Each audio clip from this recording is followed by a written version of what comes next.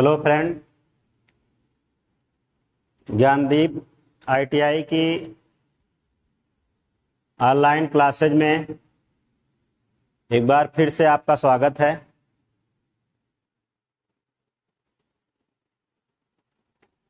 आज के इस वीडियो में हम ऑब्जेक्टिव टाइप क्वेश्चन का अध्ययन करेंगे। तो क्वेश्चन हमारा है, डिस्प्ले पे आप देख रहे हैं कि x के रूप में चिन्हित भाग का नाम बताइए। यहां पे एक कटिंग टूल्स आपको दिखाई दे रहा है, उसका आधा पार्ट आपको दिखाया गया है और नीचे यहां पे x लेटर से इंडिकेट किया गया है और आपसे पूछा जा रहा है कि ये x जो है इसके किस भाग को दर्शा रहा है। तो आप देखिए, ये यहां से लेकर के इतना पोर्शन जो है इसको हम कटिंग एंगल के नाम से जानते हैं।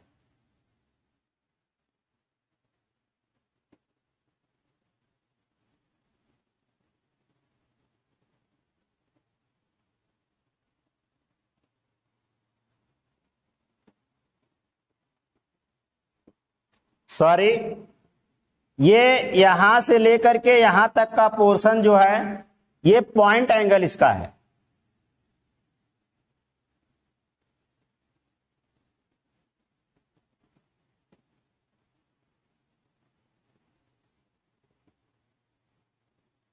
ये इसका पॉइंट एंगल है और ये आपको जो दिख रहा है इसको हम कहते हैं लिप।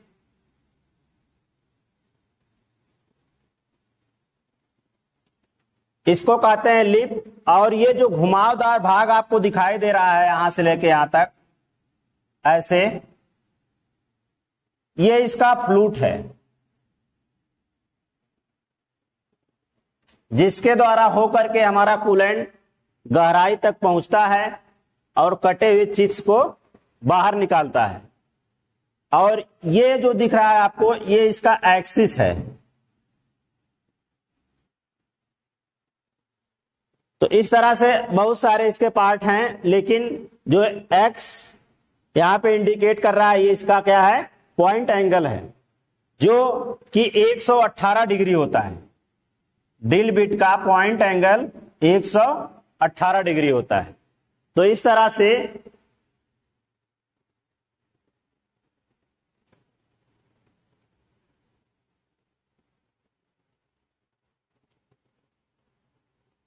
इसका जो आंसर है यहां पे दिखाया गया है, लिप, लैंड, फ्लैंक और पॉइंट एंगल। इसका ऑप्शन नंबर डी जो है करेक्ट माना जाएगा, जैसा कि हमने आपको बताया। नेक्स्ट क्वेश्चन में है कि ड्रिल सैंक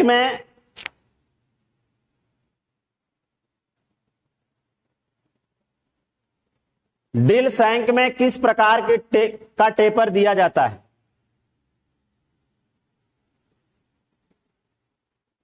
जो हमारी ड्रिल बिट होती है इसका सैंक 3 प्रकार का होता है।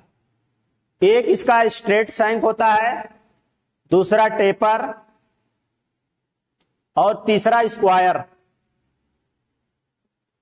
स्ट्रेट सैंक को हम अपने स्लीव में पकड़ते हैं और जब टेपर हो जाती है, स्ट्रेट सैंक को ड्रिल चक में पकड़ा जाता है, टेपर को स्लीव में और स्क्वायर को रैचेट ब्रेस ड्रिल मशीन में पकड़ा जाता है।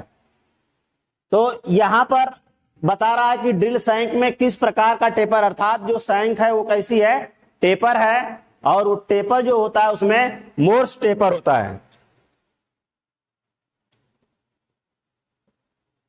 मोर्स टेपर,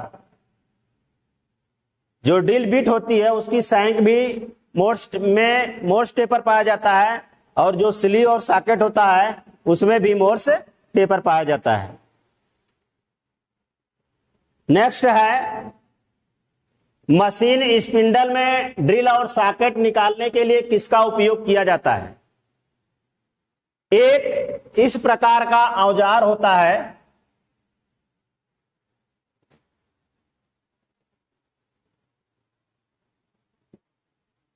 ऐसे,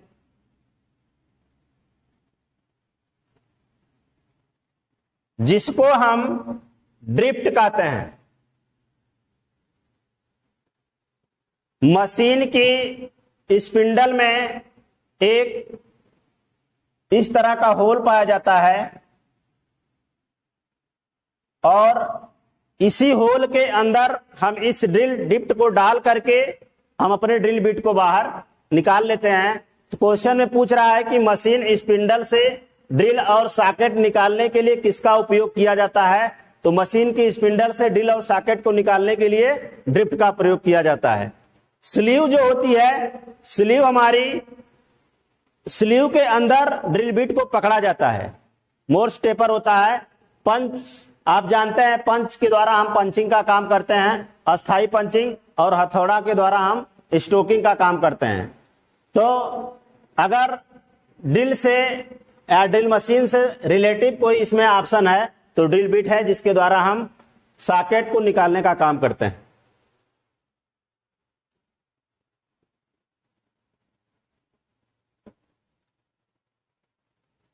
नेक्स्ट है प्रतिबंधित स्थान में उपयोग किए जाने वाला टैप का रिंच का नाम बताइए। मतलब कंजेस्टेड स्थान पर टैप एक ऐसा कटिंग टूल्स होता है जिसके द्वारा इंटरनल थ्रेड काटी जाती है। लेकिन यहां पे पूछ रहा है आपसे कि प्रतिबंधित स्थान में उपयोग किए जाने वाले रिंच का नाम क्या है?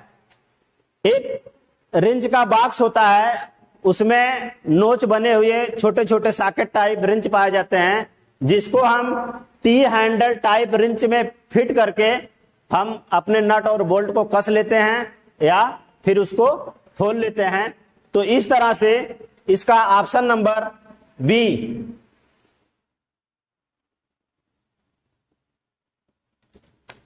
जो है करेक्ट होगा। टी हैंडल टाइप रिंच का प्रयोग किया जाता है वहां पे। नेक्स्ट है, कह रहा है कि M10 × 1.5 thread ISO metric thread में M10 × 1.5 थ्रेड के लिए टैप ड्रिल के आकार की गणना करें। अगर हमको किसी होल के अंदर टाइपिंग करनी है तो जो हम ड्रिलिंग होल करेंगे उसकी साइज टैप की साइज से कुछ छोटा होगा। अगर छोटा नहीं होगा तो टैप हमारा उसके अंदर फ्री घूमेगा और आंतरिक थ्रेड हम नहीं काट सकते हैं। इसलिए इस क्वेश्चन में पूछा गया है कि जो टैप हमारा है इस साइज का है 10 × 1.5, इसके लिए हमको कितने साइज का ड्रिल होल करना है। तो इसके लिए एक फार्मूला है TS - 2D, TS - 2D बराबर TDS टैप ड्रिल साइज। अगर हमको टैप ड्रिल साइज निकालना है तो वहां पर हम इस फार्मूले का प्रयोग करेंगे, और इस फार्मूले से जहां पर TS क्या है, टैप की साइज है अर्थात 10, और 2D क्या है, ये D बराबर होता है यहां पे D बराबर पॉइंट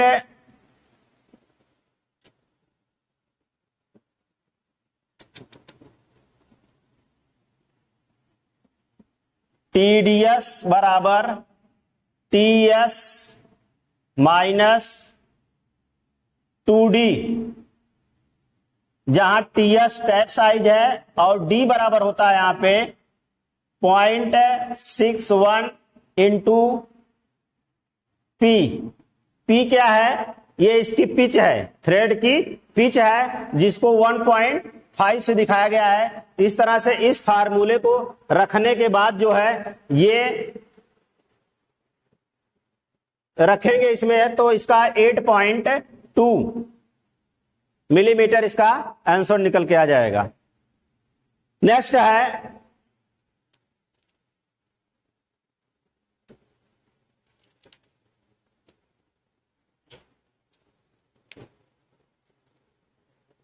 क्वेश्चन नंबर 66 को देखिए, ड्रिलिंग ऑपरेशन में फीड की इकाई क्या है? जब हम ड्रिलिंग करते हैं और ड्रिल करने के बाद जब होल बनाया जाता है, वहां पर दो चीजें आपको मिलती हैं। एक तो होता है इसका CS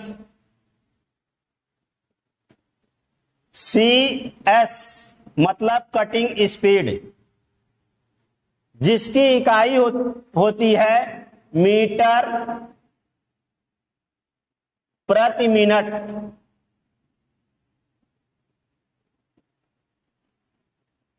और एक होता है इसका फीड। फीड क्या है और CS क्या है? 1 मिनट में किए गए होल की जितनी लंबाई है, अर्थात होल करते हुए 1 मिनट में ड्रिल बिट कितना गहराई प्रवेश कर गया, कितना मेटल काट करके बाहर निकाल दिया, वो ड्रिल की कटिंग स्पीड हो जाती है। बट एक चक्कर में जितना मेटल कट के बाहर निकला हुआ है, अर्थात ड्रिल घूमते हुए एक चक्कर में जितना गहराई कवर किया, उसको हम क्या कहते हैं? फीड कहते हैं। और फीड की इकाई होती है चक्कर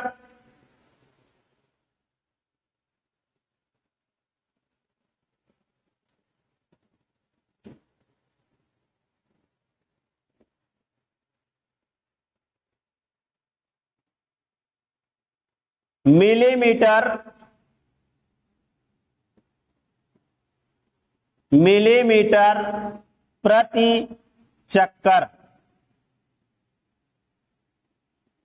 फीड की इकाई मिलीमीटर प्रति चक्कर।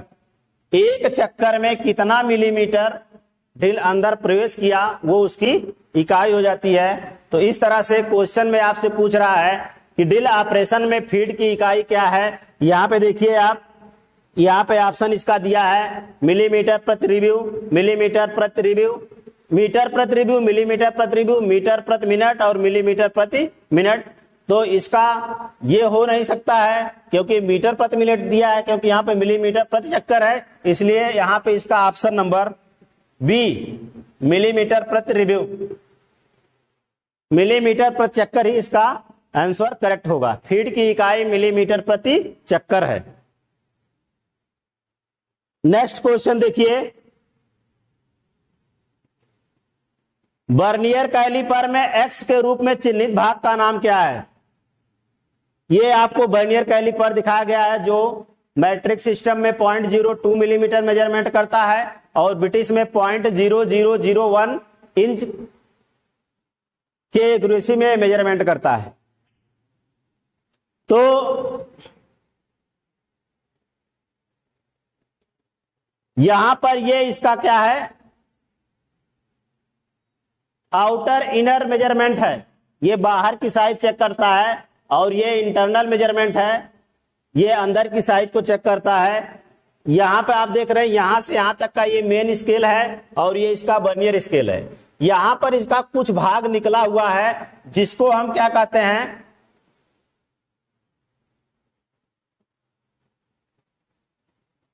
इस भाग को हम डेप्थ बार कहते हैं और इसी के द्वारा किसी जाब की गहराई को मेजरमेंट हम करते हैं। और इसका संबंध जो है बर्नियर स्केल से होता है। अगर इसको आप मिला देंगे उस स्थिति में ये पोर्शन आपका अंदर चला जाएगा, लेकिन जैसे जैसे बर्नियर स्केल इस पे दाहिने साइड स्लाइड करता है, ये बाहर आपका निकलता जाता है। और पता यहां से हम निकाल लेते हैं कि कितनी साइज ये इधर आउटर हो गया। तो इस तरह से इसको हम बीम, हमने बता दिया कि ये मेन स्केल को ही बीम कहते हैं। फिक्स बार क्या है? फिक्स बार ये है, ये यहां से लेकर के यहां तक का ये फिक्स बार हो गया। और यहां पर आप एक चीज देख लीजिए, ये चीज जो है चलता रहता है, ये इस पे स्लाइड करता है, इसलिए इसको हम स्थिर जबड़ा नहीं कह सकते हैं, इसको चल जबड़ा कहते हैं। लेकिन ये चीज यहाँ पे स्थिर रहता है, तो इसी को हम कहते हैं फिक्स बार कहिए या स्थिर जबड़ा कहिए। डेप्थ बार हमने बता दिया, इस पोर्शन को ही डेप्थ बार कहते हैं, इसको जो है डेप्थ बार कहते हैं। इसलिए इसका ऑप्शन नंबर सी जो है करेक्ट माना जाएगा।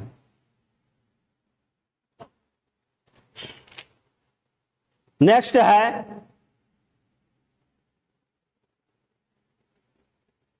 संयोजन सेट। कॉम्बिनेशन सेट में प्रोटेक्टर हेड की परिशुद्धता क्या है?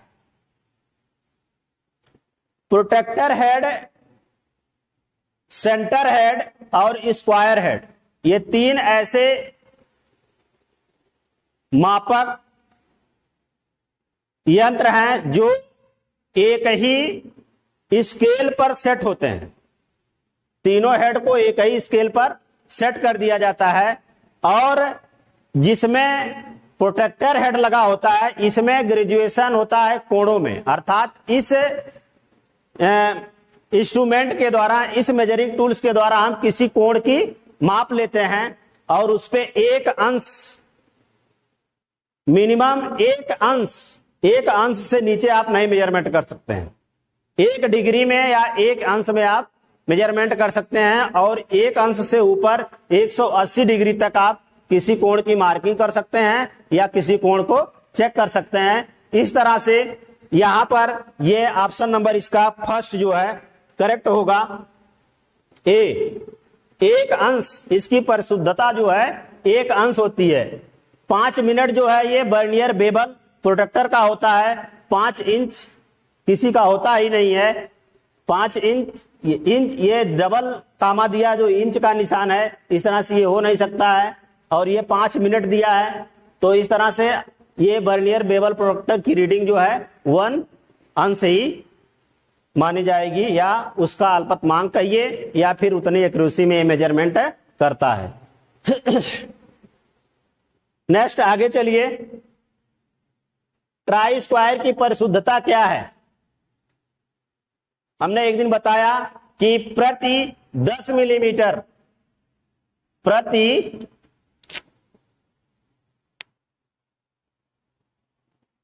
10 मिलीमीटर पर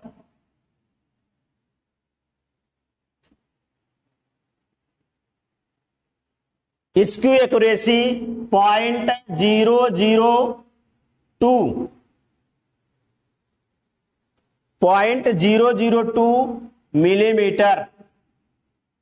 ट्राई स्क्वायर की शुद्धता 0.002 मिलीमीटर प्रति 10 मिलीमीटर होती है। तो इस तरह से इसका ऑप्शन जो है आप देख रहे हैं यहां पर, इसका ऑप्शन नंबर सी 0.002 मिलीमीटर प्रति 10 मिलीमीटर लेंथ, या 0.002 मिलीमीटर प्रति 10 मिलीमीटर लंबाई, यही इसकी परिशुद्धता होगी। नेक्स्ट है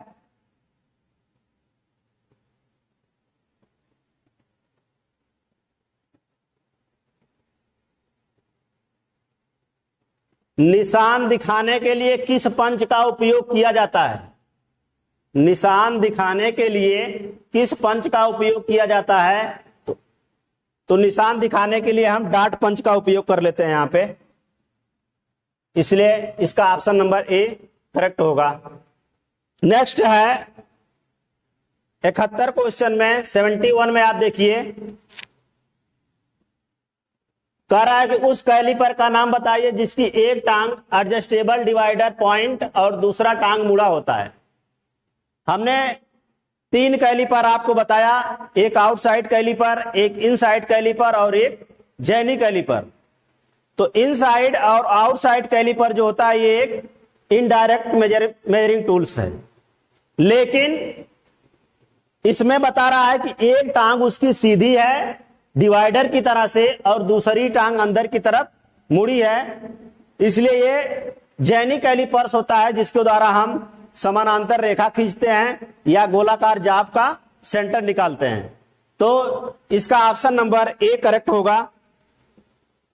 ए, ये क्या है? Jenny caliper. जेनी कैलिपर ही एक ऐसा कैलिपर है जिसकी एक टांग मुड़ी होती है और दूसरा डिवाइडर की तरह से सीधी होती है। इसके पहले इसका एक टॉपिक्स वीडियो बनाया गया है, उसमें आप स्पष्ट रूप से देख लेंगे, बात क्लियर हो जाएगी। नेक्स्ट है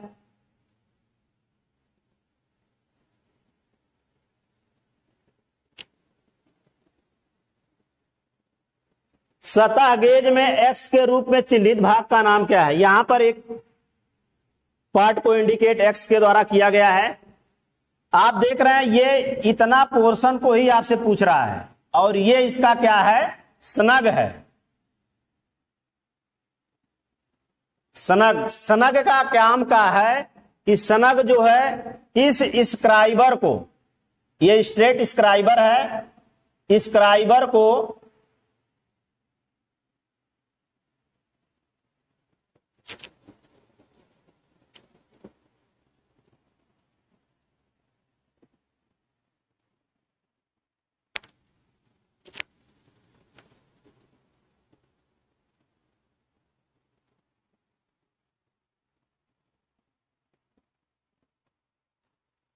ये जो आप देख रहे हैं ये एक स्क्राइबर है और ये इसके स्नग में बंधा हुआ है। मतलब कि स्क्राइबर को बांधने का काम जो हमारा स्नग करता है और ये इसकी स्पिंडल है और ये इसका बेस है। ये आपका क्या है? एक स्क्राइबिंग ब्लॉक है। तो एक्स जो बता रहा है ये क्या है? हमारा एक्स है जो स्क्राइबर को स्पिंडल पर सही पोजीशन में बांधने का काम करता है। इस तरह से इसका ऑप्शन नंबर बी जो है करेक्ट होगा। नेक्स्ट है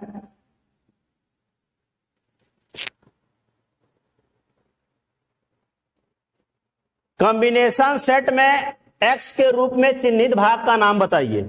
यहां पर देखिए, यहां पर कॉम्बिनेशन सेट आपको दिया गया है और आपसे पूछ रहा है ये किस भाग का नाम है। तो ये कॉम्बिनेशन सेट, ये देख रहे हैं आप, एक प्रोटेक्टर टाइप है, एक चांदा टाइप बनाया हुआ है जिसपे कोणों में ग्रेजुएशन हुआ है और इसी को आपसे पूछ रहा है कि ये है क्या है। तो ये हमारा प्रोटेक्टर हेड हो जाएगा जिसका option number B, D option number D जो है करेक्ट होगा। नेक्स्ट है, आगे चलते हैं।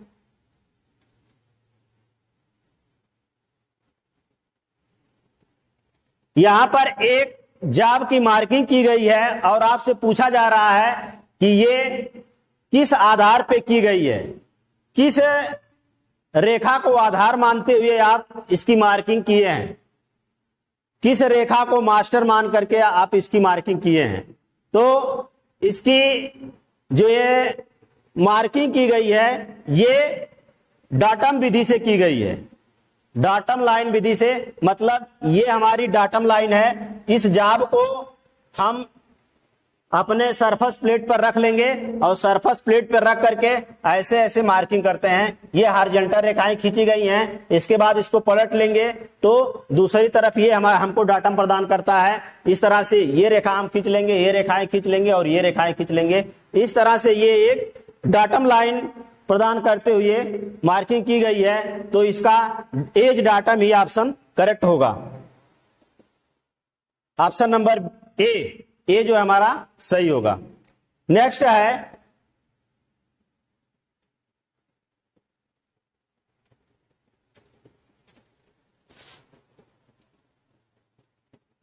समानांतर ब्लॉक का नाम क्या है?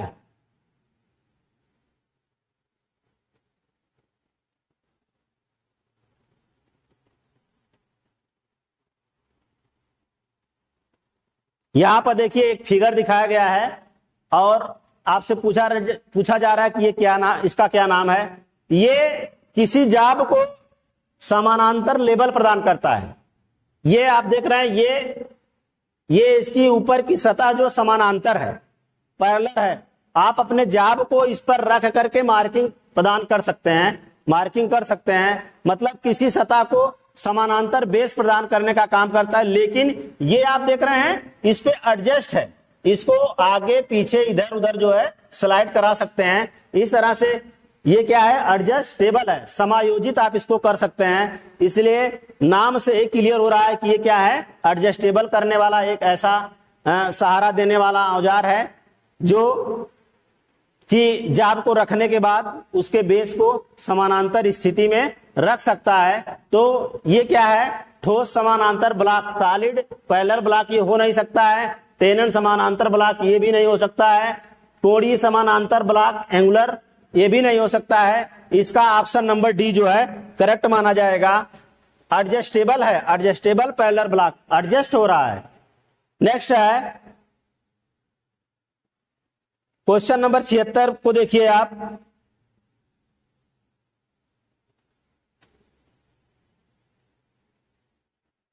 ग्रेड ए ब्लॉक के निर्माण के लिए किस मटेरियल का उपयोग किया जाता है? तो ग्रेड ए ब्लॉक हमने बताया कि बी ब्लॉक दो ग्रेड में पाया जाता है, ग्रेड ए और ग्रेड बी। तो ग्रेड ए जो होता है वो हाई क्वालिटी स्टील से बनाया जाता है और जो ग्रेड बी वाला होता है वो क्लोज्ड ग्रेन कास्ट आयरन से बनाया जाता है। तो इसका जो है हाई क्वालिटी स्टील जो है ऑप्शन करेक्ट होगा। नेक्स्ट है क्वेश्चन नंबर 77 को देखिए। कह रहा है कि कुंजी मार्ग के कोनों पर पदार्थ को हटाने के लिए किस छेनी का प्रयोग किया जाता है? कुंजी मार्ग कीवे चाबी का रास्ता बनाते समय कार्नर को साफ करना है तो उसको हम किस छेनी के द्वारा साफ करेंगे? तो ये डायमंड पॉइंट चीजल के द्वारा ही हम उसको साफ कर लेंगे। इसका ऑप्शन नंबर बी जो है करेक्ट होगा। नेक्स्ट है क्वेश्चन नंबर 78 को देखिए। किस फाइल में एक दिशा में दांत कटे होते हैं? मतलब फाइल जो होती है उस पर दांत कई तरह से काटे जाते हैं। जैसे कुछ पर सिंगल कट होते हैं, कुछ पर डबल कट होते हैं, किस पर सर्कुलर कट होते हैं और कुछ पर जो है स्पाइरल कट होते हैं, रैस्प कट होते हैं। ये 5 तरह के कट फाइलों में पाए जाते हैं, single cut, double cut, rasp cut, circular cut और स्पाइरल कट। तो यहां पे आपसे पूछ रहा है कि किस फाइल में एक दिशा में दांते काटे जाते हैं या कटे होते हैं। तो ये जो हमारा है यहां पर देखिए ऑप्शन दिया है single cut, curve cut, second cut और डबल कट। हमने आपको बताया सिंगल कट, कर्व कट और डबल कट, लेकिन एक ऑप्शन इसमें सेकेंड कट ये नहीं हो सकता है, ग्रेड के आधार पे है। मतलब ग्रेड हमारा वो होता है जो पर इंच कितने दांत कटे होते हैं या प्रति सेंटीमीटर में कितने दांत कटे होते हैं, इसलिए ये हो नहीं सकता है। इसका ऑप्शन नंबर ए जो हमारा करेक्ट होगा। सिंगल कट, जब एक ही तरफ से दांत कटे होते हैं तो उसको हम सिंगल कट कहते हैं। नेक्स्ट है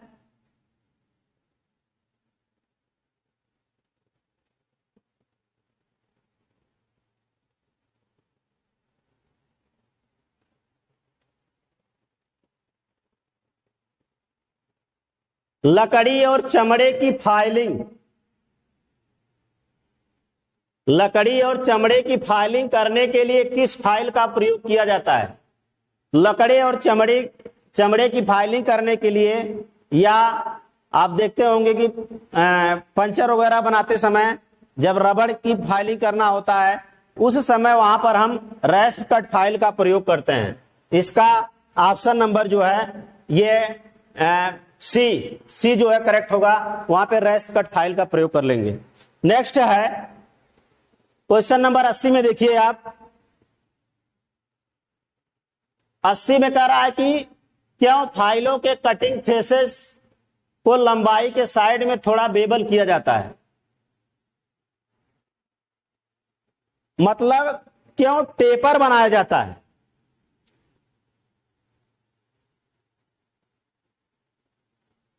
तो ऑप्शन इसमें दिया है कि वर्क पीस पर उचित पकड़ बनाने के लिए, प्राप्त करने के लिए, फ्लैट सतहों की फाइलिंग आसान करने के लिए, फाइल फेस और वर्क पीस के बीच क्लियरेंस देने के लिए, फाइलिंग करते समय वर्क पीस पर अधिक दबाव सुनिश्चित करने के लिए।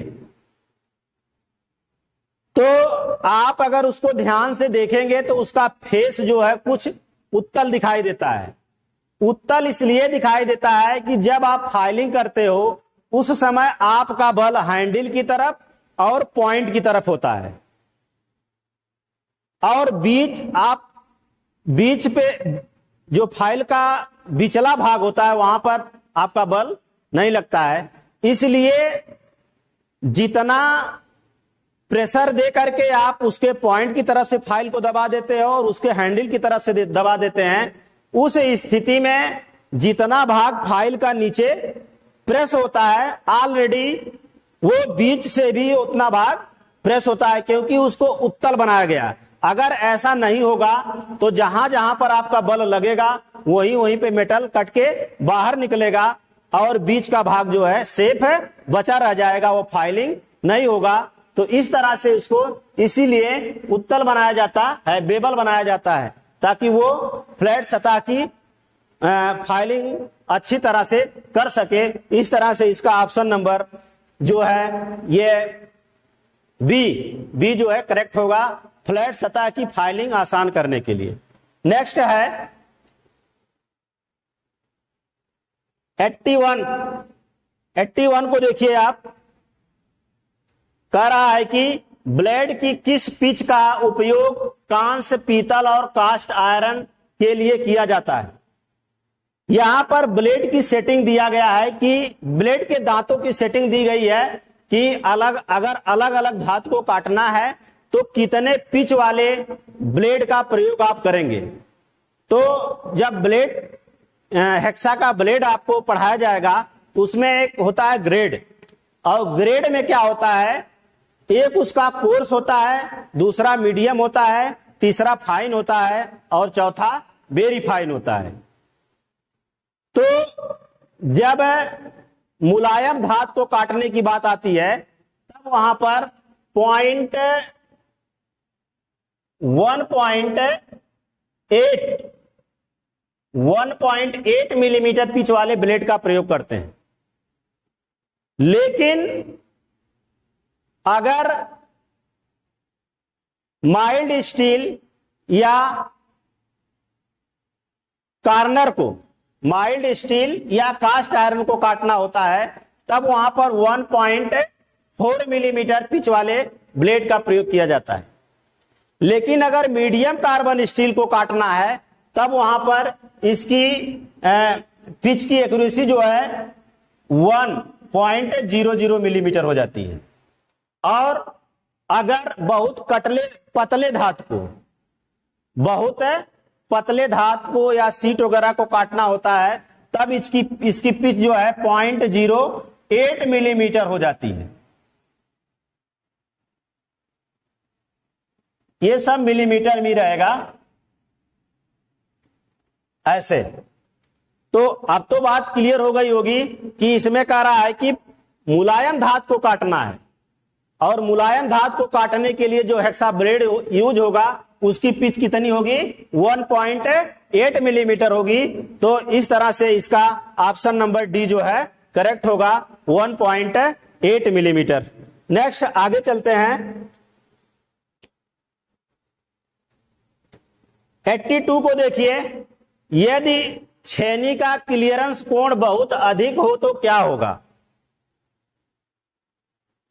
छेनी का, आप छेनी या चीजल को आप ध्यान से देखोगे तो उसका जो नीचे का हिस्सा, जो उसका पॉइंट होता है, कुछ टेपर में होता है। नीचे का पोर्शन चौड़ा होता है, लेकिन जैसे जैसे आप ऊपर जाएंगे तो कुछ टेपर दिखाई देता है। यह इसलिए बनाया जाता है कि जब इसके द्वारा हम चिपिंग करने का काम करते हैं, अगर क्लियरेंस नहीं होगा तो वो जो चीजल होगा धातु के अंदर धंस जाएगी और बाहर नहीं निकलेगी। तो इसमें यह कह रहा है कि अगर क्लियरेंस कोण बहुत अधिक हो जाए तब क्या होगा। तो जब क्लियरेंस कोण बहुत अधिक हो जाएगा तो ये आपके धातु या जाप के ऊपर जो गड्ढा, अधिक गहरा गड्ढा बना देगी। इस तरह से इसका ऑप्शन जो है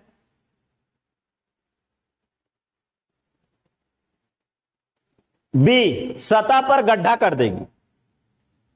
जो ऑप्शन इसका बी है वही करेक्ट माना जाएगा। ये बी सतह के ऊपर अधिक गड्ढा बना देगी। नेक्स्ट है, किस प्रकार के हथौड़े का उपयोग रिवेटिंग करने के लिए किया जाता है? हथौड़े काम के आधार पर बहुत सारे पाए जाते हैं। तो जब आप रिवेटिंग करने का काम करते हैं, आप देखते हैं कि एक ऐसा हमें हथौड़ा होता है जिसका ऊपरी सिरा जो है गेंद की तरह से गोलाकार होता है और नीचे का सिरा जो है उसका चपटा होता है, समतल होता है। तो इसलिए इसको हम बॉल पेन हैमर कहते हैं। इस हथौड़े को बॉल पेन हैमर कहते हैं और बॉल पेन हैमर का ही प्रयोग जो है रिवेटिंग करने के लिए किया जाता है। जब दो धातुओं को अस्थायी रूप से बांधने की क्रिया को ही हम रिवेटिंग कहते हैं और रिवेटिंग का काम जो है हैमर और रिवेट के द्वारा किया जाता है। तो रिवेटिंग जब भी करना होता है तो वो बॉल पेन हैमर से ही कर लेते हैं। इस तरह से इसका ऑप्शन नंबर जो है बी जो है करेक्ट होगा। नेक्स्ट है 84 क्वेश्चन देखिए आप। ड्रिल ऑपरेशन में काटने की गति, कटिंग स्पीड की इकाई क्या है? इसके पहले हम आपको बता दिए फीड और कटिंग स्पीड। तो कटिंग स्पीड की इकाई क्या है? कटिंग स्पीड हमने बताया कि 1 मिनट में ड्रिल काटते हुए होल के अंदर जितना मीटर प्रवेश कर जाती है वही क्या है? ड्रिल बिट की कटिंग स्पीड है। तो इस तरह से इसकी इकाई जो होती है हमारा मीटर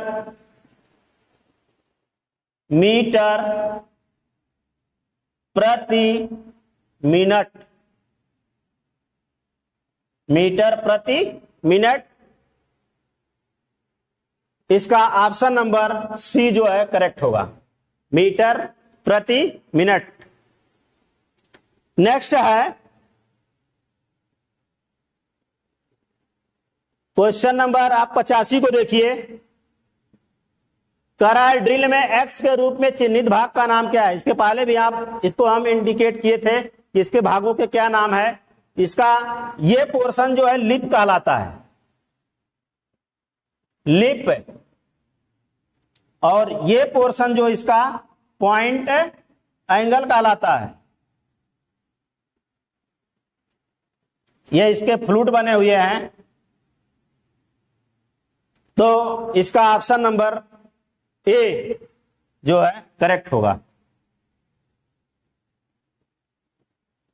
नेक्स्ट है 86 को देखिए आप। ड्रिलिंग मशीन में एक्स के रूप में चिन्हित भाग का नाम क्या है? यहां पे देखिए, यहां पे एक ड्रिल मशीन का फिगर आपको दिखाया गया है और आपसे पूछा जा रहा है कि एक्स जो किसे दिखा रहा है। तो ये जो है चक को दिखा रहा है। यहां पे चक को दिखा रहा है, ड्रिल चक, जिसमें हम ड्रिल बिट को बांधते हैं।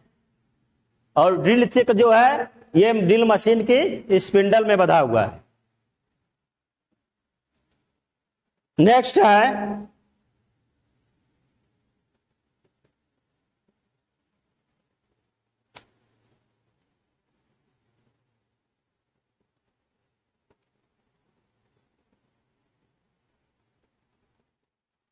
थ्रेड का माइनर व्यास क्या है? बहुत ही इंपॉर्टेंट क्वेश्चन है। एक चीज आपको हम बता दें, जैसे मान लीजिए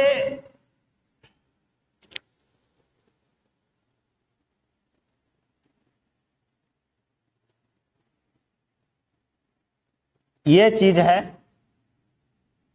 इस पर थ्रेड कटी हुई है।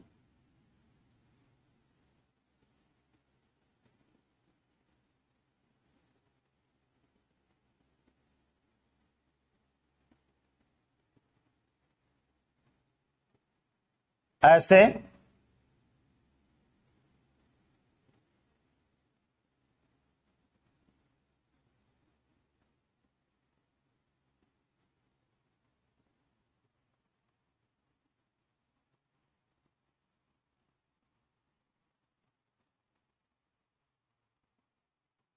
ये थ्रेड मान लीजिए कटी हुई है, कोई राउंड जाब है जिसके बाहर बाहर थ्रेड कटी हुई है, तो यहां से लेकर के यहां तक का जो पोर्शन होगा ये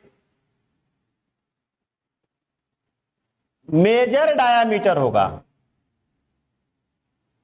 ठीक।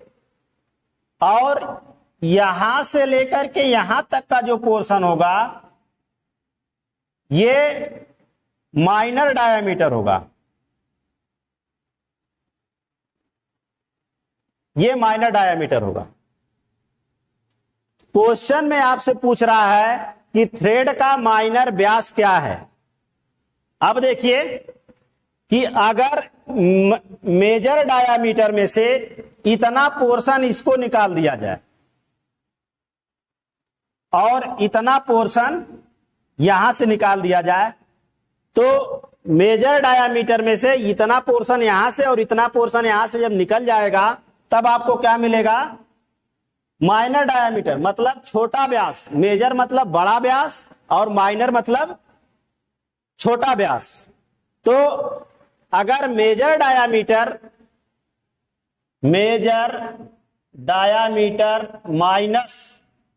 -2 क्योंकि यहां पे आप देख रहे हैं एक पोर्शन यहां पर है और एक पोर्शन यहां पे, दोनों की साइज क्या है, बराबर है, इसलिए हम यहां पे 2 इंटू कर रहे हैं, 2 गुणे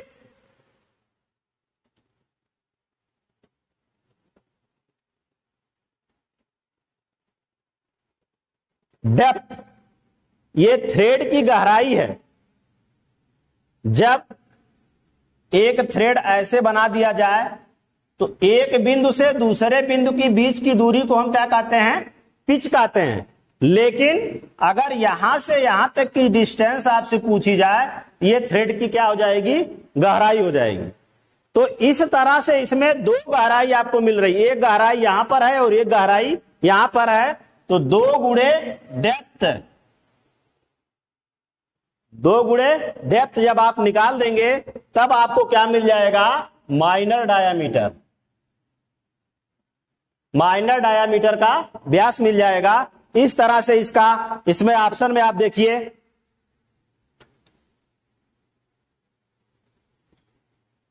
पहले में दिया है कि major diameter into 2 into pitch, रंग है क्योंकि पिच हो नहीं सकता है, यहां भी पिच दिया है, पिच हो नहीं सकता है, डेप्थ यहां पर दिया है और डेप्थ यहां पर दिया है। लेकिन आप देख रहे हैं यहां पे प्लस दिया है, प्लस करेंगे तो और उसकी साइज बढ़ जाएगी। हमको माइनर डायामीटर का व्यास निकालना है, इसलिए इसका ऑप्शन नंबर डी जो है करेक्ट हो जाएगा। माइनर डायामीटर बराबर मेजर डायामीटर -2 इंटू डेप्थ, 2 गहराई घटा देंगे तो वहां से आपको मिल जाएगा। नेक्स्ट चलते हैं 88 नंबर क्वेश्चन पे देखिए, ये एक आउटसाइड माइक्रोमीटर का फिगर आपको दिखाया गया है और जिसमें एक्स लेटर से जो चिन्हित होगा उसको पूछ रहा है, ये इसका क्या है, थिम्बल है, थिम्बल।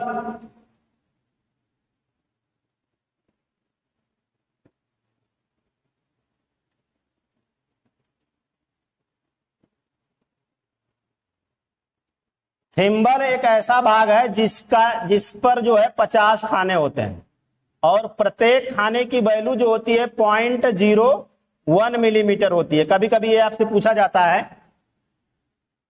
तो इस तरह से इसके इस भाग का नाम क्या है, थिम्बल है, और ये इसका ऑप्शन नंबर जो है सी जो है करेक्ट होगा।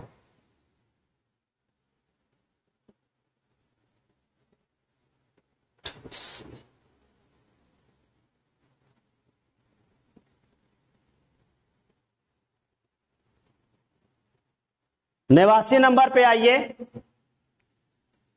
यहां पे कह रहा है कि एक माइक्रोमीटर आपको दिया गया है जिसकी रेंज क्या है, 50 से लेकर के 75 मिलीमीटर तक है। अर्थात ये 50 मिलीमीटर ऑलरेडी खुला हुआ है, 75 मिलीमीटर ऑलरेडी खिला हुआ है। इसके बाद जितनी रीडिंग है वो इसमें प्लस करके हम इसकी रीडिंग को बताएंगे। तो आप देख रहे हैं यहां पे 0 से ये 1 है और ये 1 और ये 10 है, अर्थात 10 मिलीमीटर तो पूरा खुला हुआ है। 10 के बाद आप मेन स्केल को देखिए, 10, 11, 12, 13, मतलब 13 पूरा है। और 13 के बाद आप देख रहे हैं इसमें आधी आधी सब डिवीजन किया गया है, तो आधा लाइन यहां पे देख रहे हैं सब डिवीजन आगे भी खुला हुआ है। इस तरह से ये 13.5 इस पे है, तो अगर 50 में 13 प्लस कर देंगे तो 63.5 हो जाएगा। अब आगे हम देखते हैं कि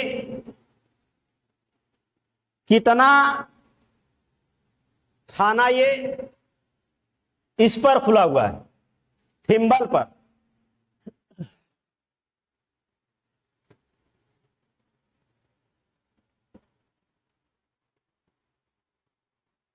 थिम्बल पर आप देखिए ध्यान से, यहां पे क्लियर नहीं हो रहा है। अगर इसका 0 जो है इसके डाटम लाइन के सीध में आ जाएगा तो उस समय ये 0 रीडिंग बताएगा, लेकिन नीचे की जितनी रीडिंग आपको दिख रही है उसी के अनुसार 0.01 का हम गुणा करके रीडिंग निकाल लेते हैं। जैसे नीचे अगर आपको ये 10 दिखाई दे रहा है, ये मान लीजिए 0 यहां पर आ गया, तो 0 के बाद 1, 2, 3 तीसरी लाइन इससे कोइंसाइड करा रही है। मतलब 3 में, अगर 3 में आप 0.01 से मल्टीप्लाई कर देंगे तो 0.03 मिलीमीटर हो जाएगा, 0.03 मिलीमीटर हो जाएगा।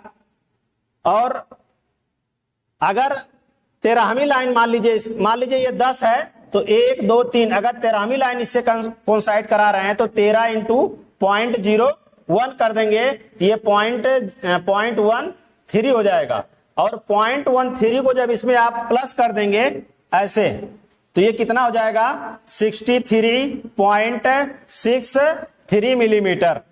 और इस तरह से इसका ऑप्शन नंबर ए जो है करेक्ट होगा, 63.63 मिलीमीटर।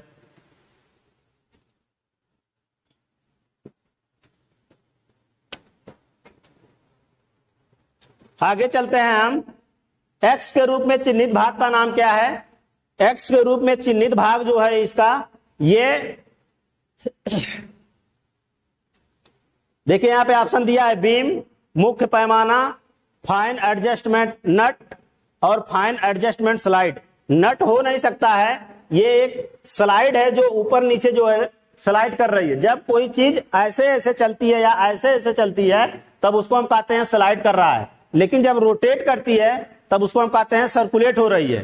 तो ये जो है सीधी रेखा में चल रही है, इसलिए इसको हम क्या कहेंगे, इस पोर्शन को आपसे पूछ रहा है तो इसका जो है ऑप्शन नंबर डी जो है करेक्ट होगा। Fine adjusting slide, fine adjusting slide के नाम से ही इसको हम जानेंगे। नेक्स्ट है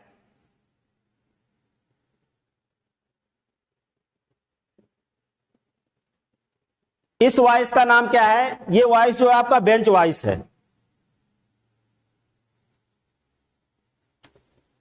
क्या है? Bench vice. यहां पे देखिए, hand vice, bench vice, tool maker, circuit. इसका ऑप्शन नंबर ए जो है करेक्ट होगा।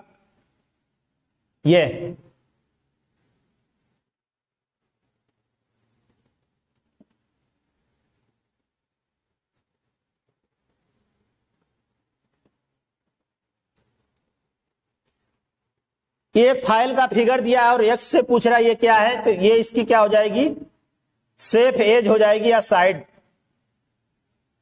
इसको हम क्या कहते हैं, साइड या फिर सेफ एज, जिसमें दांत नहीं कटे हुए हैं।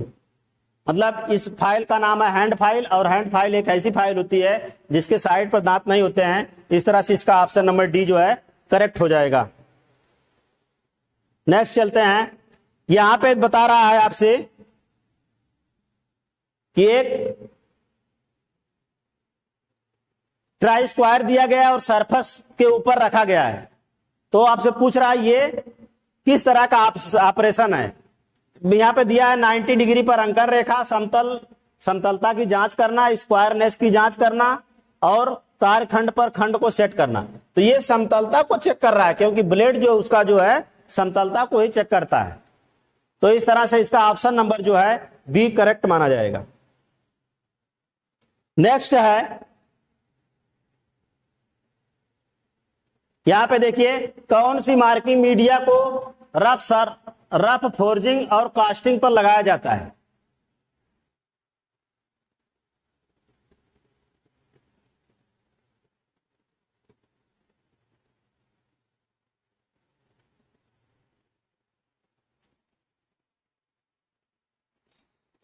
इसका पर्शियन ब्लू।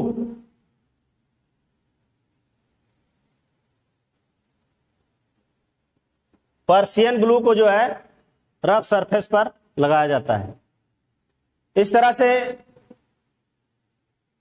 आज के इस टॉपिक को हम यहीं समाप्त करते हैं।